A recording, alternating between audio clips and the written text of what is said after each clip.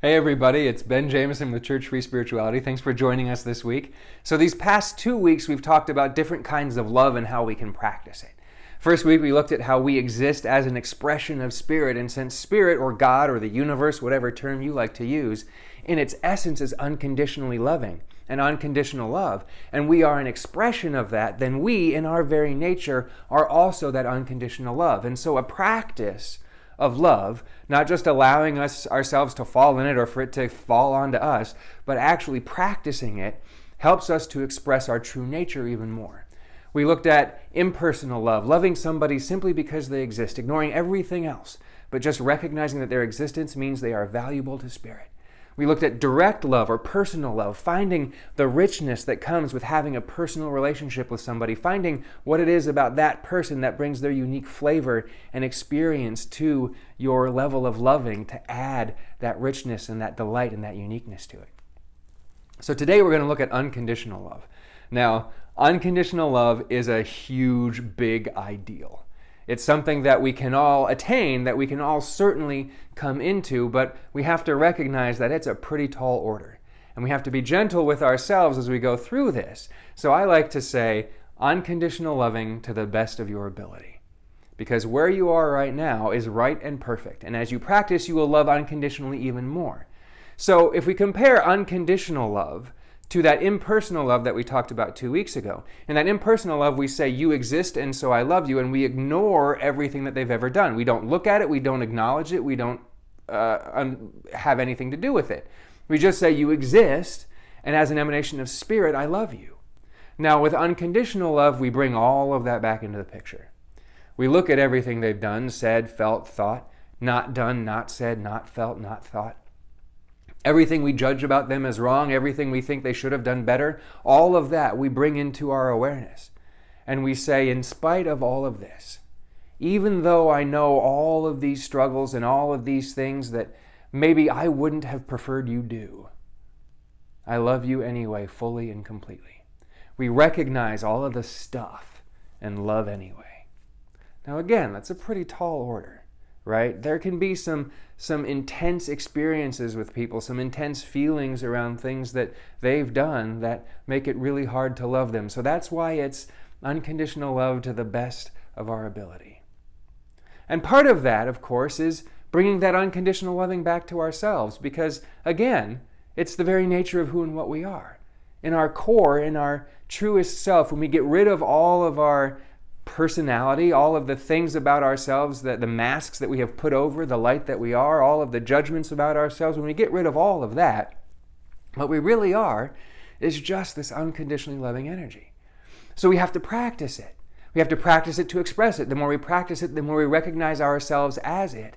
And practicing it towards ourselves can be even more difficult than practicing it towards other people.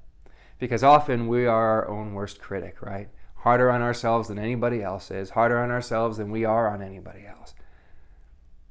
So the way we practice unconditional loving, there's a couple different techniques we can use. One is to start with what's really easy. Look at a pet. Maybe you have a dog, a cat, a pet that you love. Now, your pets do things that you don't like all the time, right? My cat will tear up a couch, she'll claw the carpet, she'll do crazy cat things that she does. Yet, it's easy for me to see all of that, and especially when she's curled up in a little ball sleeping, to love her unconditionally. To know everything that she has done, all the things she's torn up, all the animals she's brought in the house, living and dead, all of that, and still find unconditional loving for that little cat, and let that experience fill me. It's easy to do with babies too, right? Babies vomit, babies, you got to clean their diaper, they wail, they do all of this stuff. But a sleeping baby, knowing that that baby is going to wake up and scream, and you're going to have to clean it up, knowing all of that stuff, it's still so easy, particularly when they're asleep, to come into unconditional loving. So we can notice what that feels like. We can practice being conscious of unconditional loving, where unconditional loving is easy. And when we get used to that feeling, and then we find ourselves in a difficult experience with somebody else, reaching that unconditional loving, we can recall what that feels like. And we can bring that intention and that energy back in and practice bringing it to the situation. We can do that with ourselves too. Whenever we're having a hard time really being loving towards ourselves, whenever we're judging ourselves, whenever we're just feeling down on ourselves a little bit, we can go back to that practice. Find the pet, find the baby, find the bird, find the nature scene, find whatever it is that makes it easy for you to come into that experience of unconditional loving. Bring that experience into your body, and then when you feel stable in it, then direct that energy back towards yourself. Now, of course, we're doing this to the best of our ability, and part of being unconditionally loving is accepting right where you are and being totally fine with it. So if unconditional love is a tall order for you and it's something that you fail at all the time, great. Love it anyway. Love right where you are, because right where you are is perfect. And you loving where you are, you being okay with where you are, not resisting where you are, not thinking you should be somewhere else, not thinking you should be better than you are, not thinking you should be more adept at this yet. None of that.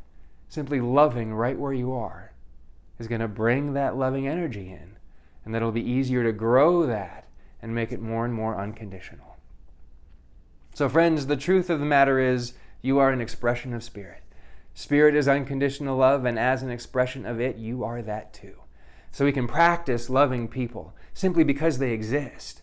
We can pay attention to the people we have in our personal sphere of influence, and we can notice the richness that they bring to the loving that we already have for them, and then find new ways to have more richness come into it. We can do this with ourselves too. Find the things about ourselves that we just think are great and neat and fun, and allow those uniquenesses to bring more loving into our experience. And finally, we can practice that unconditional love, baby. We can look at things that make it easy to love unconditionally. We can feel what it feels like and know that as good as that feels, it's but a pittance of what it truly is to be and experience unconditional love. But even so, it feels so good, and we can feel that and then bring it to the challenging situations. Intend to bring unconditional loving to others and to ourselves. As we practice that, we'll feel more love in our lives. We'll feel more joyful. There'll be more love all around us, and our experiences will get better. So friends, that's Church Free Spirituality for this week. Thank you so much for joining us. Be sure to comment, like, and share the video. Subscribe on YouTube. And if you want to go deeper, you know what to do. BarnesandNoble.com, Amazon.com. Get your copy of Church Free Spirituality, How to Craft a Spiritual Practice Beyond the Bounds of Religion. Thank you so much. Have a wonderful week, and we'll see you next time. Bye-bye.